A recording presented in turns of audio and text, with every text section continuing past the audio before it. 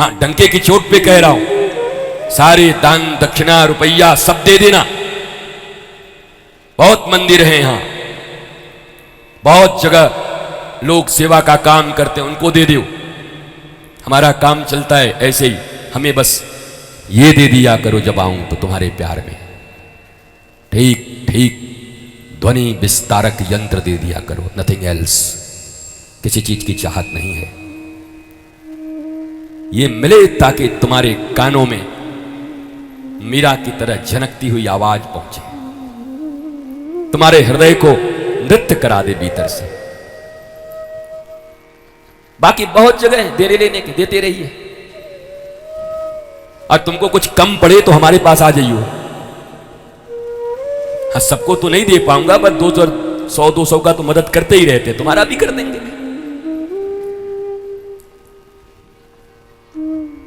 इसलिए अरे मैया ऐसी बदतमीजी मत करो बाहर खड़े होकर के, कम से कम कथा के सामने। ये बदतमीजी है। नागपुर में आया हूं और आप इतनी भक्त घर की महिला हो, भद्र हो, प्रणाम करता हूं। आप जिस तरीके से कथा के बीच में वहां से हा करके हंस रही हो और लोगों को डिस्टर्ब कर रही हो, सैकड़ों लोगों को, यह आपकी भक्ति है? ऐसा तो कोई नहीं करता दुनिया में। आप मां हो मेरी, मैं प्रणाम करता हूं आपको। बहुत देर से देख रहा हूं आप जिस तरीके से कर रहे हो, ये उचित अनुचित है? ये कौन सा तरीका है कथा श्रवण का? भारतीय सनातन संस्कृति में हिंदू धर्म को बचाने के लिए, संस्कृति के लिए हम सब निकले हुए हैं, और आप इस प्रकार से हाहा करो। जाओ अफगानिस्तान में करो ऐसे हाहा। कर पाओगी? पाकिस्तान में कर पाओगी? इतना भी ध्यान ज्ञान नहीं। अभी माताओं के ऊपर ही सब कुछ कह रहा हूं कि मां, तुम्हें कैसा बनना है कि ध्रुव आएंगे, कैसा बनना है कि प्रहलाद आएंगे। तुम भी बूढ़े हो जाओगे, तुम्हारे औलाद ऐसे ही तुम्हारे सामने बीमारी में हा करते रहेंगे खड़े होकर के, तो कैसा लगेगा?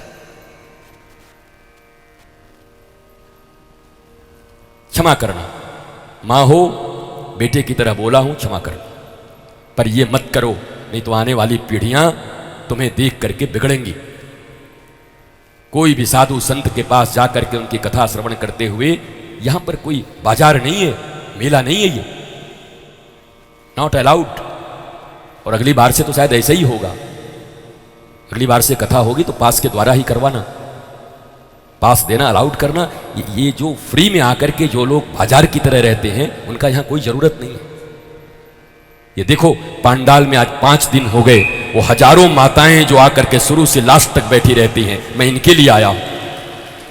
इनके एहसान है मेरे ऊपर, क्योंकि ये भगवत स्वरूप, मातृ स्वरूपा, लक्ष्मी स्वरूपा, राधा स्वरूपा ऐसे एक तक बैठ के देखती रहती हैं। इनको भी तकलीफ होती है 6-6 घंटे बैठने में, 5-5 घंटे में। मैं सबको पहचान गया उतने दिन में, कितनी माताएं आती, कौन कहाँ बैठती, कौन मैया कहाँ बैठती, भैया कहाँ बैठते। इतना डिस्टर्बेंस होता है, उसके बाद भी ये चुपचाप बैठे रहते हैं। और जाने के बाद बम बम बम बम बम के बाद ही जाते हैं ये।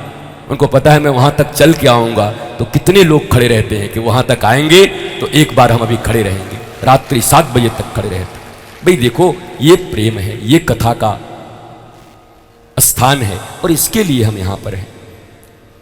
आप सब हमारी पूजनिया हैं, माँ हैं, बहनें हैं, बेटियां हैं, और सभी श्रेष्ठ हैं। और महाराष्ट्र की भूमि छत्रपति शिवाजी की भूमि है।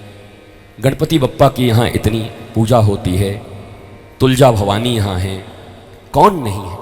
इस भूमि पर आकर मैं स्वयं गौरवान्वित महसूस करता हूँ अपने आप को। मुझे गौरव मिलता है कि राष्ट्र का एक साधु महाराष्ट्र में आया हुआ है। बताओ, वृंदावन से यहाँ आए।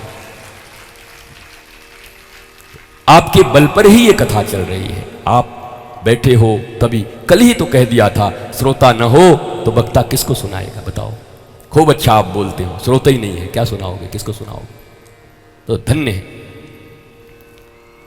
सेवा कथा रसमहो नितराम पिबत्वम। सबसे बड़ी सेवा क्या है? कहा, कथा पंडाल में आकर उस रस को निरंतर 1 घंटे 2 घंटे 3 घंटे जब तक चलता है, उसका सावधानी पूर्वक हृदय से स्मरण करते हुए, कृष्ण कृष्ण जप करते हुए, व्यासपीठ की तरफ देखते हुए, एक एक रस को पीना ही सबसे बड़ी सेवा है भगवान राम कृष्ण भागवत और रामायण की और शिव महापुराण की। इससे बड़ी सेवा कुछ नहीं है। भागवत जी यही कहते, यही सेवा मैं देख रहा हूं नागपुर में, यही सेवा मैं श्यामनगर में देख रहा हूं। मैं बहुत जगह आना जाना हुआ है, आते ही जाते हैं। हम वस्तुतः वैसे कथाकार हैं नहीं, आपको पता ही है।